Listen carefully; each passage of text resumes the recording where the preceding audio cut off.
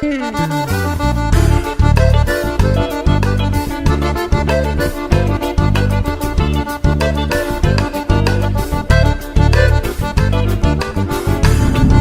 sou João Vicente, estou aqui novamente com a nossa conhecida página do Assuntando com João Vicente. E como o tema é assuntar, dessa vez eu vou assuntar sobre política. Passadas as convenções partidárias, transcorridas as convenções partidárias, graças a Deus em paz, não houve confusão, nem briga, nem disputa ferrenha nesse sentido, a gente quer fazer politicamente uma análise do quadro que se desenha para as eleições de outubro. No dia 2 próximo passado, nós estivemos em Campina Grande para acompanhar e participar do ato que foi convocado pelo PT, pelas lideranças paraibanas do PT, com a presença indefectível do presidente Lula. Estavam presentes, além dele, o senador veneziano, que hoje é o nosso, não é mais é o candidato ao governo do Estado, o candidato ao Senado, o governador Ricardo Coutinho, os deputados, candidatos a deputados, estadual, federal, enfim, e a militância, que é a grande handicap que nós dispomos para enfrentar esse momento. O ato lá em Campina Grande se dividiu em duas partes. A primeira delas foi a parte que homenageou a diversidade. O Brasil, a gente sabe que o catolicismo esteve presente no Estado até muito tempo, mas depois, quando tornou-se laico, estava presente representante católico. Estava presente representantes espíritas, do segmento espírita da religiosidade, estavam lá. Estava presente representantes de budismo, tinha um monge budista que também se manifestou e que se apresentou. Presentes também os índios da nação Tabajara, da nação Potiguara, que se encontravam presentes e tiveram parte ativa nessa reunião. Estava presente os negros que sempre foram utilizados, juntamente com os índios, como instrumento de desenvolvimento econômico. Eles estavam lá presentes para manifestar as suas posições acerca do que eles pensam, do que a negritude está pensando, do que os indígenas estão pensando. Então eles estiveram presentes também os representantes de outras diversidades culturais, segmentos LGBTQIA, enfim. Foi uma reunião que eu considero das mais organizadas que eu tive a oportunidade de participar nos últimos tempos. Manifestou-se inicialmente o representante espírita, depois manifestou-se o representante católico, um padre católico que estava lá, que teve assento na discussão. Depois um pastor protestante, que também se manifestou, e os dois segmentos dos povos indígenas, que são os potiguara e os tabajara, depois a Mãe de Santo, que representa a Umbanda, a Quimbanda, enfim, e o monge, que também fez uso da palavra. Terminada a fala do representante das diversidades, a palavra foi levada aos componentes da mesa. Estavam lá e se pronunciaram, inicialmente, o governador Ricardo Coutinho, que foi ovacionado pelo auditório, uma coisa impressionante. Usou a palavra em pouco tempo, e ele falou no início que ia falar pouco, mas o pouco de Ricardo é em torno de 30 minutos. Foi o que ele utilizou na sua fala para fazer um apanhado e uma discussão individual sobre cada diversidade que se fazia presente no evento. Em seguida, ele falou o nosso candidato veneziano Vital do Rego.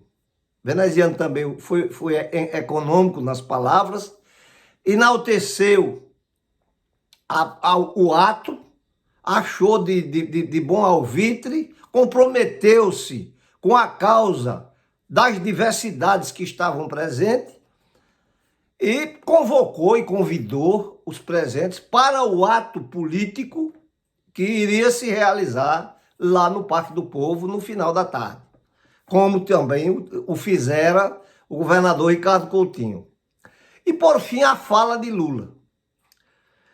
Lula é aquela figura carismática que é impressionante.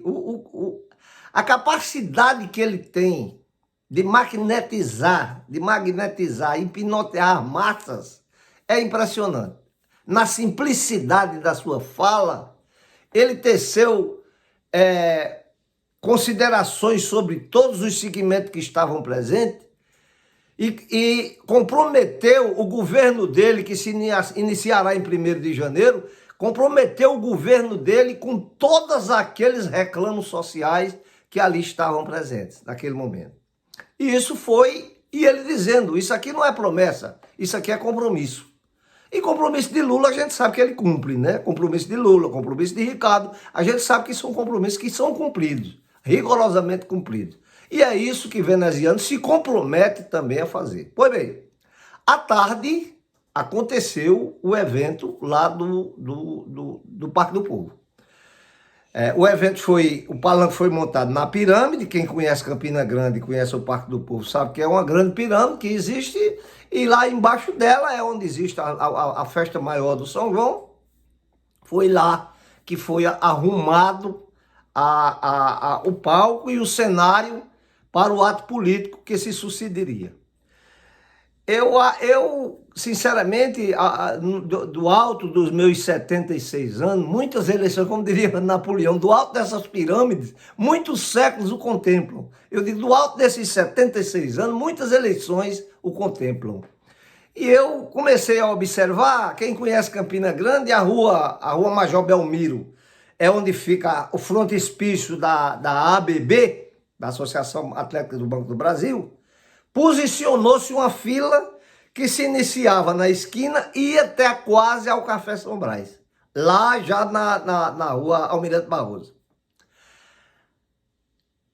Aqui tinha o balde do Açude Novo, do antigo Açude Novo, que é o Parque Evaldo Cruz, que fica do outro lado, e em sequência a 13 de maio em direção ao antigo Cinema Capitólio. Pois bem, contornando pela calçada da Major Belmiro, contornando o prédio da ABB, prosseguindo pelo balde do Açude e descendo na rua do Forroque, Sebastião Donato, vinham 3 filas paralelas.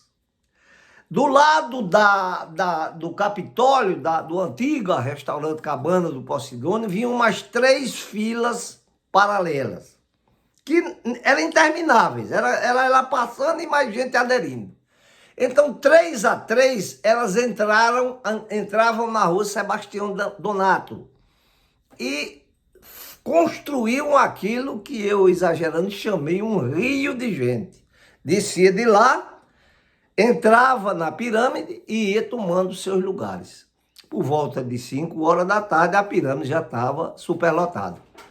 E aglomerou-se pela parte externa da pirâmide ônibus de diversas caravanas que vieram. Eu encontrei conhecidos meus, eu comandei essa Paraíba toda, eu encontrei amigos meus desde Cajazeira, São João do Tigre, Monteiro, a região de Picuí, enfim, daqui da capital. Enfim, foi uma apoteose, uma verdadeira apoteose. Sucederam-se os discursos em tons aí já diferenciados dos que tinham acontecido pela manhã lá no hotel, no Garden Hotel, discursos políticos, evidentemente, onde o presidente Lula enfatizou com todas as letras que os candidatos dele na Paraíba são Veneziano Vital do Rego e Ricardo Coutinho para o Senado. E os demais candidatos a deputado do nosso partido. Pois bem, então, aquela ali foi, eu considerei o avant-première que o partido estava fazendo para o dia da convenção.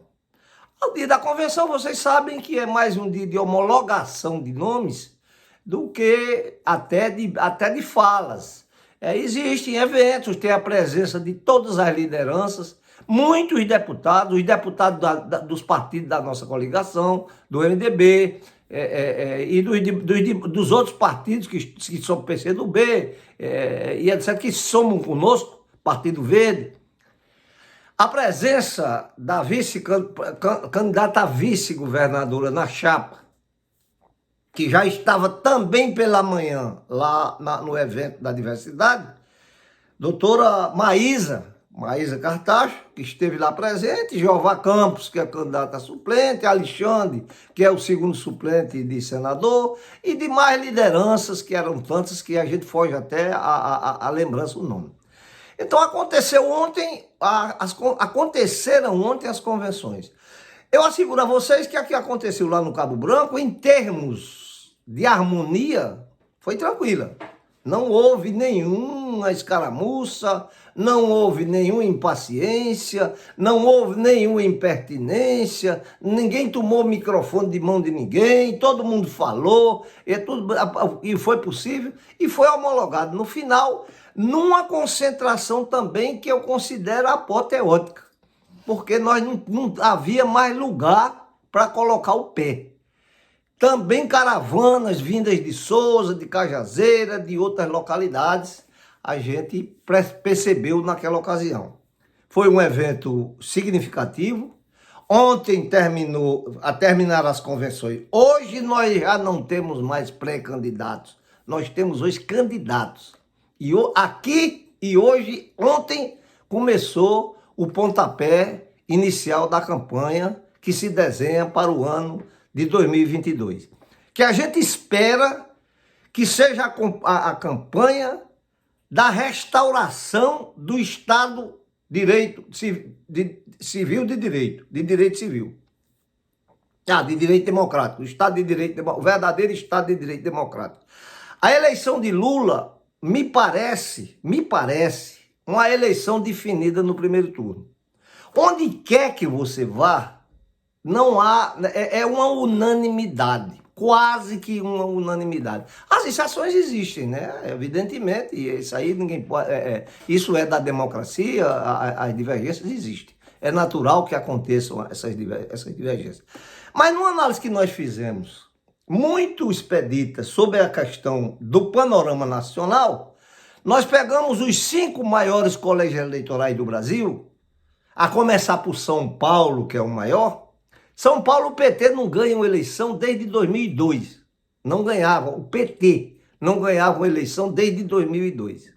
Agora, a diferença percentual que as pesquisas apontam em favor de Lula é de 15%. 15%, quando você fala assim, 15%, como é um número relativo, ele não dá para dar uma ideia de grandeza. Mas se tem uma ideia de grandeza, 1% de voto em São Paulo representa 2,5 milhões de votos. Então, 15 vezes 2, 30. 15 vezes meio, 37,5. Então, isso é uma diferença de 37,5 milhões de votos. Em São Paulo, no estado de São Paulo, a preço de hoje. O segundo maior colégio eleitoral é o Colégio Eleitoral Mineiro, onde a DA perdeu também as eleições, como perderam em São Paulo, em 2018, que aponta hoje uma diferença em torno de 10% em favor de Lula. Quer dizer, é o segundo maior colégio eleitoral do Brasil, onde ocorrerá uma segunda maior vitória eleitoral no Brasil. O terceiro maior colégio eleitoral é o Rio de Janeiro. O Rio de Janeiro, que aqui para nós, a belíssima cidade maravilhosa, que eu adoro e quero muito bem, por lá morei, sou muito grato aos cariocas de boa vontade, mas o Rio de Janeiro transformou-se nos últimos tempos em terra de ninguém. Quer dizer, ali é 4, 5 governadores numa mesma gestão, a legislatura, Tribunal de Contas, Assembleia, tudo envolvido em processo de ilicitude. Pois bem, lá no Rio de Janeiro, Lula vence com 5% de diferença. É a terceira maior vitória em colégio eleitoral. O quarto colégio eleitoral é a Bahia. A Bahia tem 67% para Lula e 13% para Bolsonaro. Quer dizer, eu não vou nem fazer a conta. Isso aí é um arraso, né? Isso aí é um arraso. Também entrando no Nordeste, o Nordeste que ouve-se muito bem na eleição de 18, está novamente reprisando. É a quarta maior vitória no colégio eleitoral. O quinto maior colégio eleitoral é o Ceará. Pode parecer, para muita gente, para mim também foi surpresa. Pensava em Rio Grande do Sul ou Paraná, não. O quinto maior colégio eleitoral é o Ceará, onde Lula vence com a diferença de 13%. Então, se você considerar que Bolsonaro tem uma rejeição de 53%, eu pergunto, onde é que ele vai buscar voto para superar essa diferença? Tudo isso que eu disse agora não nos autoriza a cair no marasmo e no paradeiro. Não. Nós vamos começar agora. Eu já joguei futebol e eu sei que o jogo só termina quando o juiz dá o apito final. A campanha começou. Nós vamos de pé no chão vencer os robôs eletrônicos. Porque nos robôs eletrônicos, eu peço à nossa militância, não vamos para aquilo, porque eles são melhores do que nós. Agora, com o pé no chão, a campanha de pé no chão, sabemos fazer nós, que sempre fizemos isso por conta da nossa escassez de recursos histórica que nós temos ao longo do tempo. Eram essas considerações que a gente queria trazer para vocês e dizer a todos vocês que nós estamos vivendo um momento decisivo da nossa história. Não é mais a questão de PT, ou PMDB, ou PSB, ou P, seja o que for. É a questão da sobrevivência. Nós precisamos restaurar a democracia nesse país. Nós precisamos trazer de volta o Estado Democrático de Direito. Nós precisamos derrotar Bolsonaro nas urnas. Até a vitória sempre!